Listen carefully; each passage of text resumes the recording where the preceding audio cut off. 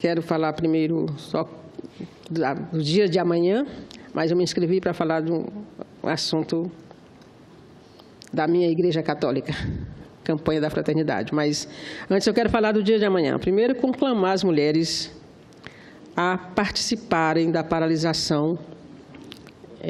Amanhã é o Dia Mundial de Paralisação das Mulheres. Cada uma para por um motivo.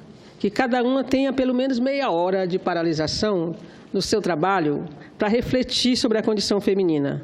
E a gente quer pedir aqui às mulheres do Senado, funcionárias de gabinetes, que amanhã de manhã a gente pare um pouquinho lá na porta. A gente vai estar lá, nós senadoras, algumas que já se comprometeram, outras que eu espero que pareçam também, para a gente conversar sobre a condição feminina. Amanhã, 8 de março, Dia Internacional da Mulher. Não é dia só de receber flores. A gente gosta de receber flores, mas elas murcham. Então, a gente quer atitude, principalmente dos homens, para ajudar a gente nessa desigualdade tamanha que é visível, que é gritante. Aprovando, por exemplo, aqui tem um PL, se não me engano é 122, 2010, que ele fala da questão da participação da mulher nos conselhos de administração das empresas públicas de economia mista. É vergonhoso o índice de participação. E não é porque as mulheres não têm competência, está provado, inclusive em empresas privadas, que onde as mulheres são executivas, as empresas têm crescido mais. É estudo da Fundação Getúlio Vargas e de outros institutos. E a gente precisa dar essa oportunidade. As mulheres estão estudando mais, está provado também, as mulheres têm mais mulheres nas universidades e nos mestrados e nos doutorados do que homens. Então, é preciso que a gente reveja isso e tendo atitudes. Aprovando esse projeto, por exemplo, que propõe essa participação da mulher nos conselhos de administração das empresas. A Noruega, por exemplo, é 40%, é lei. 40% dos conselhos de administração das empresas tem que ser mulheres. E aí segue da Suécia com 27%, a Finlândia com 26%, e vai, Reino Unido com 20%, mas todos têm lei dizendo que os conselhos de administração têm que nomear mulheres também, indicar mulheres também. Então, a gente está fazendo todo esse trabalho amanhã, todo mundo tem um motivo para parar, seja contra a violência, contra a reforma da Previdência, que está nos igualando por baixo. A gente tanto luta por igualdade, aí vão nos igualar por baixo na idade. Agora é homem e mulher o mesmo tempo para se aposentar. Então, contra a violência que continua gritante, o estupro, a violência doméstica. Então, todo mundo tem um motivo para parar amanhã. Se não for o dia todo, que seja meio-dia, que seja meia hora, mas que participem, expressem suas opiniões nas redes sociais. Vai ter um tuitaço aí das mulheres. À tarde tem manifestação em quase todas as capitais. Então, a gente está conclamando que as mulheres participem desse dia amanhã como uma forma de cobrar atitude dos governos, dos companheiros, homens, para que a situação que no ano que vem a situação possa estar diferente. Mas eu me inscrevi para falar, senhor presidente, foi sobre a campanha da fraternidade. Como acontece todo ano, no período da Quaresma, a Conferência Nacional dos Bispos do Brasil lançou e está realizando em todas as mais de 10 mil paróquias brasileiras mais uma campanha da fraternidade. E neste ano o tema da campanha é Fraternidade, Biomas Brasileiros e Defesa da Vida. E o lema é cultivar e guardar a criação, como está escrito no capítulo 2 do livro de Gênesis. Não podia ser um tema melhor. Aliás, desde o ano passado, desde a posse do Papa Francisco, que ele vem trazendo esses temas para reflexão.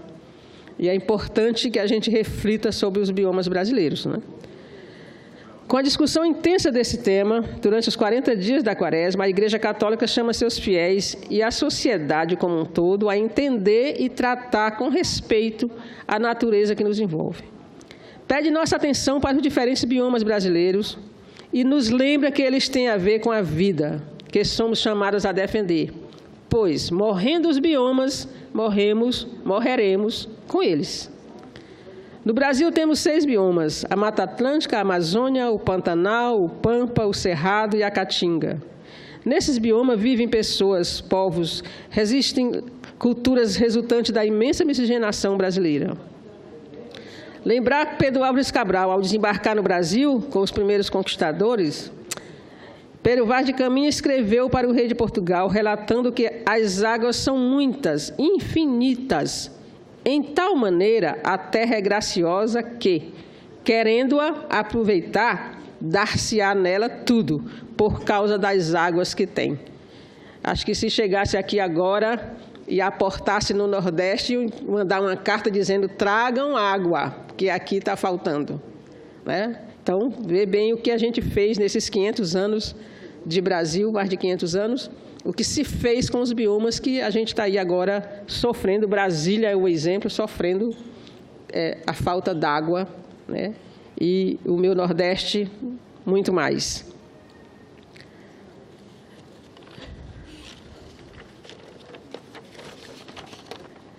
Em boa hora, a campanha da Fraternidade discute este tema, pois desde o desembarque dos portugueses, os biomas brasileiros sofrem agressões e interferências negativas.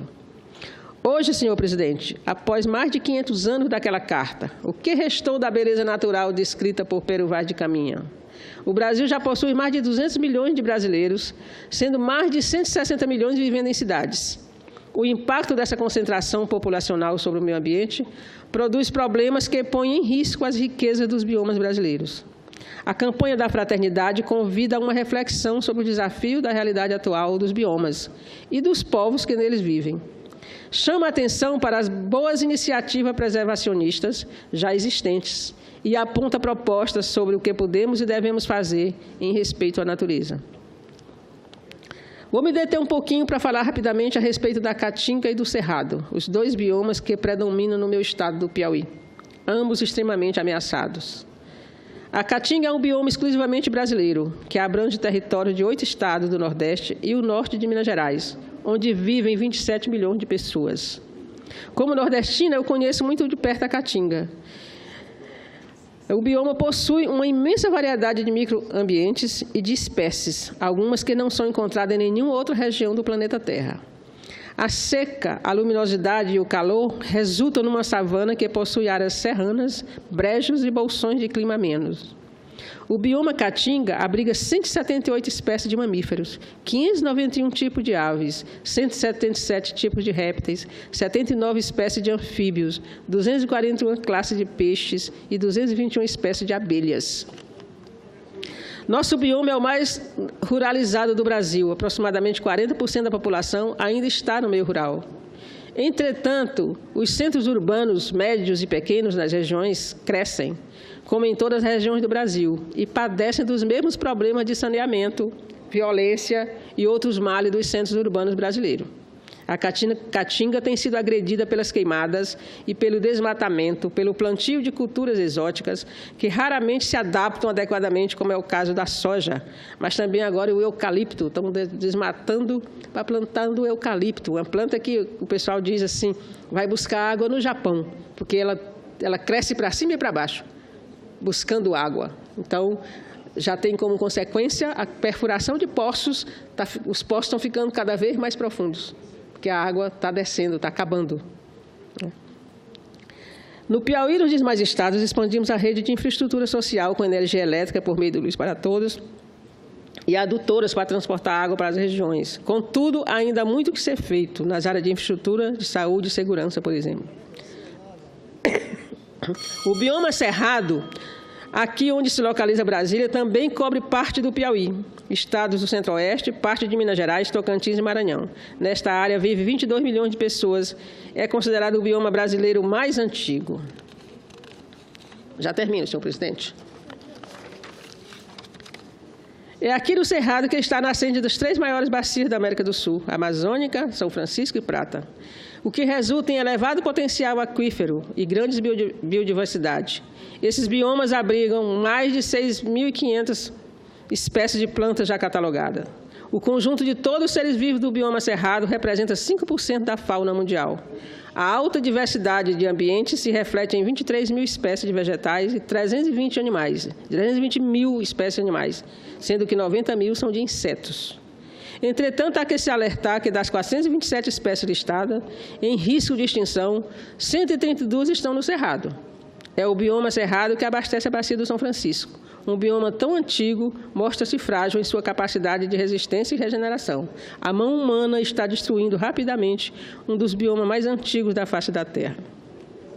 Com o pretexto de defesa e preservação da Amazônia, avança sobre o Cerrado a ocupação desordenada em vista da exploração econômica, como a destruição da biodiversidade e a ameaça à vida e à cultura dos povos originários e comunidades tradicionais. O agronegócio avança sobre o Cerrado, produzindo desmatamento, tomando a terra dos povos e comunidades tradicionais, modificando a composição química do solo, alterando o regime das águas, o que é preocupante, porque o Cerrado, uma vez destruído, não se reconstituirá. Senhor presidente, queria concluir mostrando que a campanha da fraternidade, a Igreja no Brasil, a Igreja Católica que está fazendo essa campanha, atende ao chamamento que o Papa Francisco fez na primeira encíclica ecológica, a Laudato Si, o Louvado Seja. No documento, Francisco fala da interligação de todas as criaturas e do desafio da nossa convivência respeitosa com os biomas. Na exortação apostólica Evangelii Gaudium, de 2013, o pontífice argentino afirmou: nós, os seres humanos, não somos meramente beneficiários, mas guardiões das outras criaturas.